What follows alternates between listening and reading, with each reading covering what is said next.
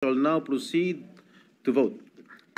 Roll call vote, the Honorable Senator Aquino, Senator Cayetano Alan, Senator Cayetano Pia, Senator De La Rosa, Senator Escudero, Regarding the Senate, Senator Senate President Escudero, we find exactly a leader who stands firmly at the forefront, ensuring that amid political fires, the Senate remains to be a body of still water that runs deep. My dear colleagues, reflective. I have the honor of nominating for the Senate presidency a tried and tested leader of this august chamber, a workhorse like no other, and a man who can strengthen the public trust in this institution in even the most turbulent times. No other than Senator Vicente C. Soto III. Mr. Senator President, esteemed colleagues, ladies and gentlemen, as your attorney, it is my honor to express my profound support for one of the sharpest, most intelligent senators I have ever had the privilege of working with. A real attorney with a heart, Senator Chis Escudero. He whose nomination I have the honor of seconding. So we may call once again him Senate President. I admit that I started as a reluctant supporter of our Senate President, caught up in the whirlwind of events at the time. I gave the kind of support that was almost synonymous with surrender, with raised hands and tear-stained eyes, as if to say, wala na rin akong magagawa. But in the last few months of the 19th Congress, he showed us how his steady hand and calm voice shielded the Senate from anything that gets in the way of our sworn duty to the people, from any threat to our mandate. Whether or not it is a coincidence that Escudero means shield bearer, I do not know. But of this, I am sure, Senator Chis has more than lived up to his name, safeguarding the Senate. In Senate President Escudero, we find exactly a leader who stands firmly at the forefront, ensuring that amid political fires, the Senate remains to be a body of still water that runs deep, reflective of the views and interests of the people. However, unlike a cold metal shield, his leadership warms our heart. With his almost transcendental adeptness, he comes up with a compassionate solution that works for all parties, especially for the Filipino people. And now, as I offer my support, once again, it is no longer an act of defeat or surrender. No longer to say, wala akong magagawa. Instead, it is one of conviction. We are making the right decision. The shield-bearer leader with a heart is the right choice. Maraming salamat, Mr. President, and I look forward to all that we shall accomplish in the 20th Congress. Thank you, Senator Bato de la Rosa. The acting majority leader, Miguel Mig Zubiri, is hereby recognized. Thank you very much, Mr. President. Akala ko mali din yung pangalan ko. You read it right. Dear my dear colleagues, I have the honor of nominating for the Senate presidency a tried and tested leader of this august chamber, a workhorse like no other, and a man who can strengthen the public trust in this institution in even the most turbulent times. No other than Senator Vicente C. Soto III. Senator Soto's track record speaks for itself. He's a veteran among veterans, beginning his career in public service as Vice Mayor of Quezon City in 1998, during which time he established the Vice Mayor's League of the Philippines, and by 1992, he began his first term in the Senate. He has been a hardline anti-drug champion throughout his public service career, spearheading the passage of the Comprehensive Dangerous Drugs Act of 2002 and the Anti-Drunk and Drug Driving Act of 2012. In the realm of the executive, He also served as the chairman of the Dangerous Drugs Board in 2008 before his return to the Senate in 2010.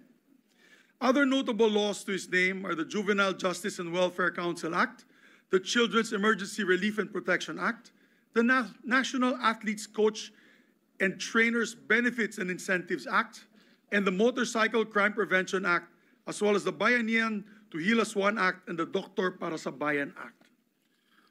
Throughout his 24 years in the Senate, as a testament to his great skill as a leader and a consensus builder, he has gained the trust of various sets of senators to serve as majority leader, as deputy minority leader, and ultimately as Senate President.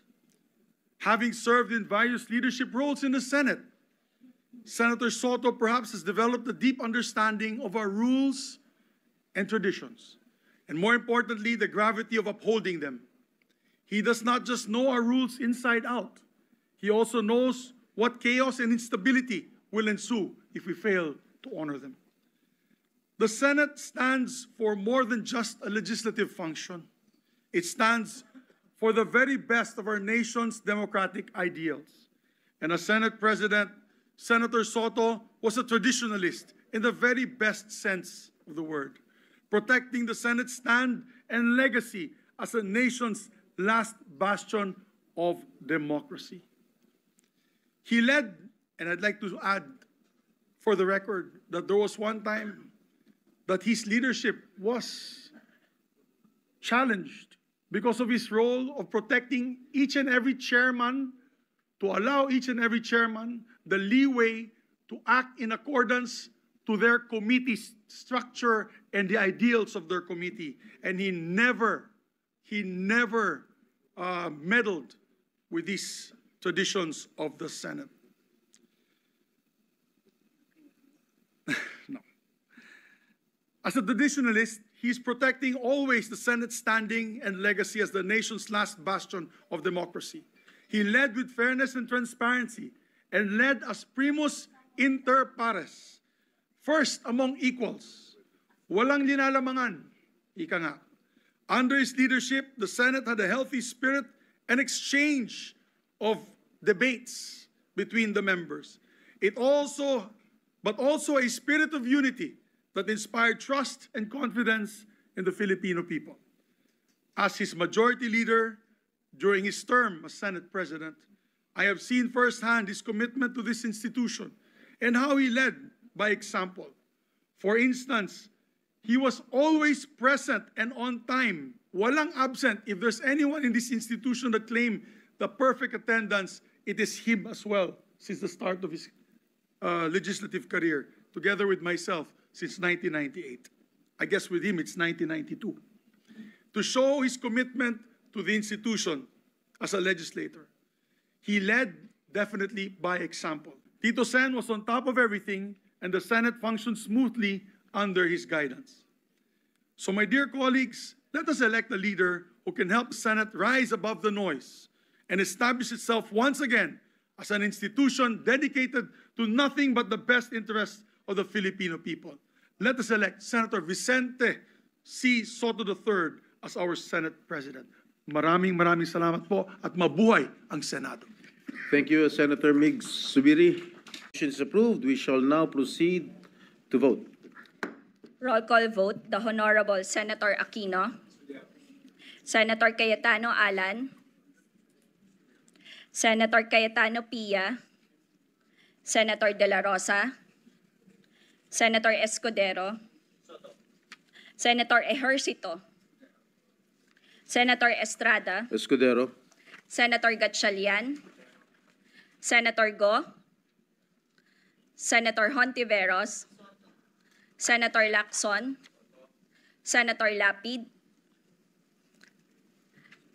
Senator Legarda,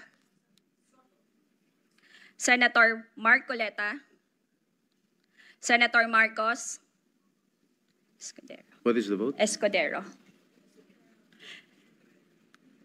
Hina. Escudero. Ba't mahina? Senator Padilla, Senator Pangilinan, And I'd like to explain my vote after the voting. Senator Soto, Senator Tulfo Erwin, Senator Tulfo Rafi, Senator Villanueva, Senator Villar Camille, Senator Villar Mark, Senator Zubiri. Lapid Escudero, ha?